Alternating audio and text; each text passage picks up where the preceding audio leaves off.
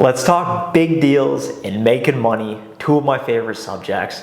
When I took over sales at the family business, my dad said, hey, you are one massive account away, one big deal away from changing your life financially and the trajectory of the business. So it got me pretty fired up, and he actually told me a story years ago. He sold a tremendously large deal to a public company, like doubled the business overnight, and it allowed him to buy our family a lake house, which was pretty cool at the time.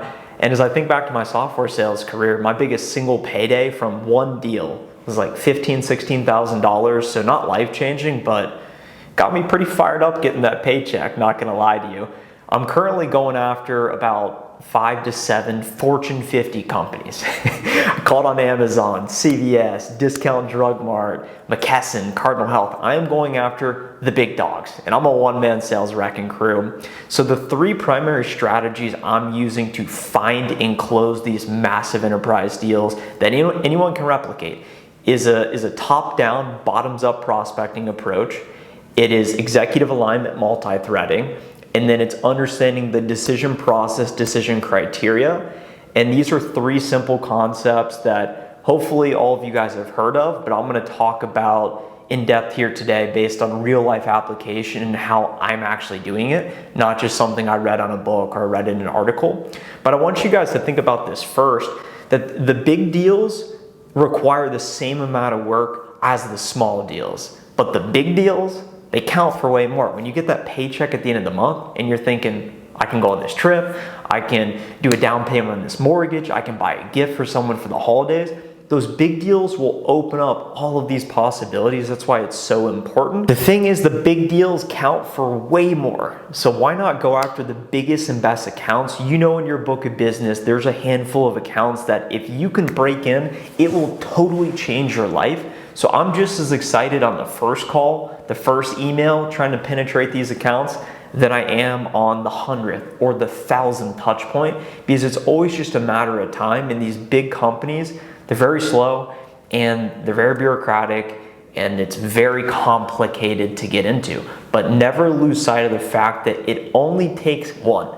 Organizations are groups of people. It only takes one person, one outreach to reach them at the right day, the right time, with the right message for you to get your meeting and then open up that opportunity for you to close your massive deal and totally change your life. So let's talk about that here today. Beginning with top-down, bottoms-up prospecting, the way I like to think about this is when you're looking at an organizational hierarchy, which is basically the account map. You have frontline employees that are working in the store. You have managers that are overseeing those employees, making sure they clock in, they clock out. You've got directors who oversee, let's say, 10 stores. You got VPs that oversee the directors in all the stores. And then you got the C-levels, the chief executive officer, the CEO, the COO, the chief operating officer, the CFO, the chief financial officer. You have different levels in this organizational structure. So top down is self-explanatory. You are going directly for the top. You are calling the VP and C-level executive decision makers, the folks that most likely control the budget and will be able to make a decision on bringing you on as a partner. It's harder to get a hold of these folks at the top, but it's much more meaningful if you can speak with them directly.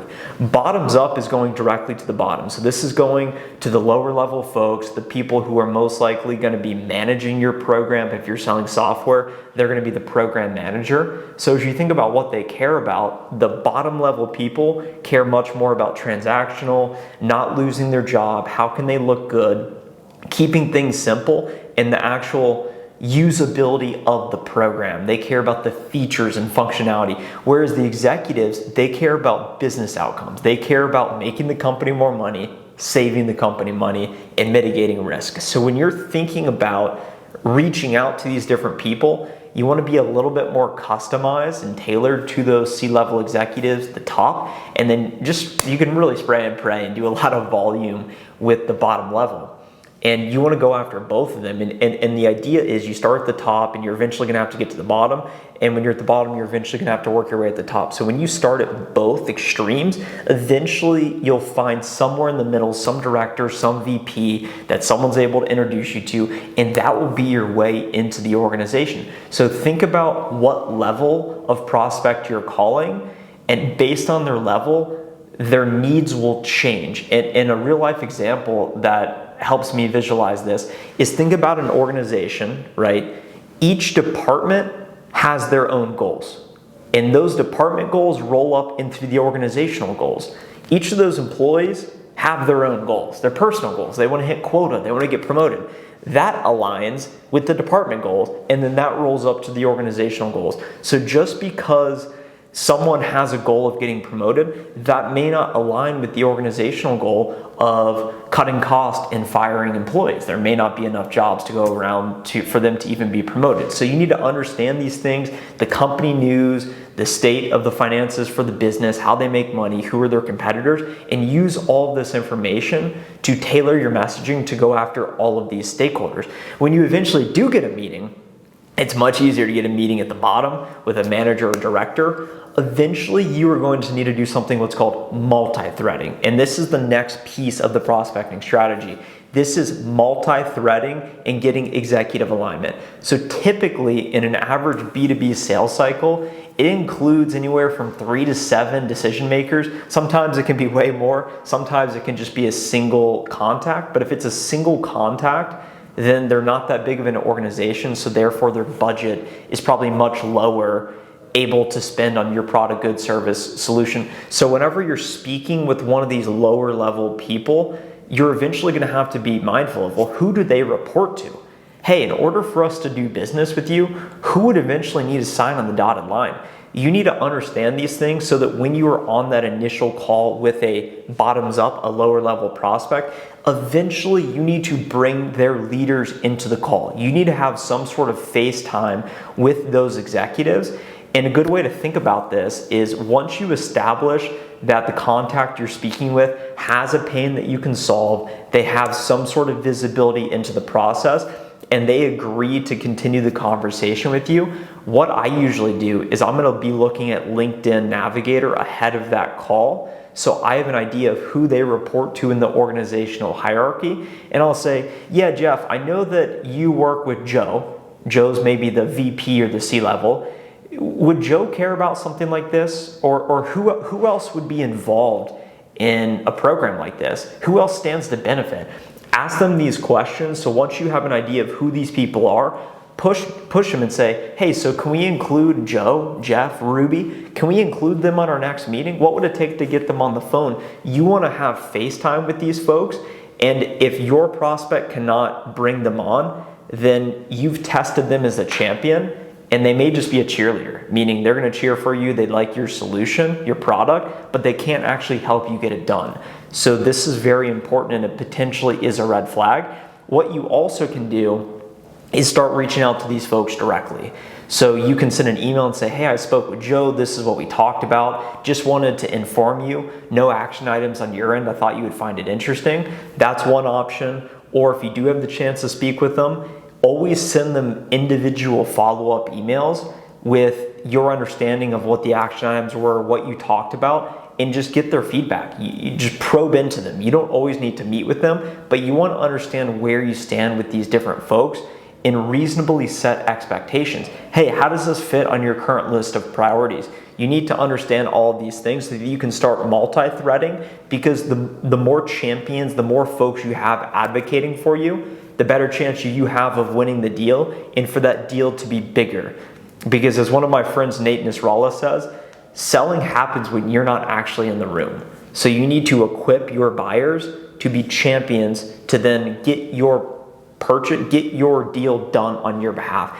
And that takes us into the final segment, which is going to be decision process, decision criteria. So depending on what you're selling, you need to understand, does my solution even meet your requirements? What are your requirements? What is your pain? Why does that matter to the business?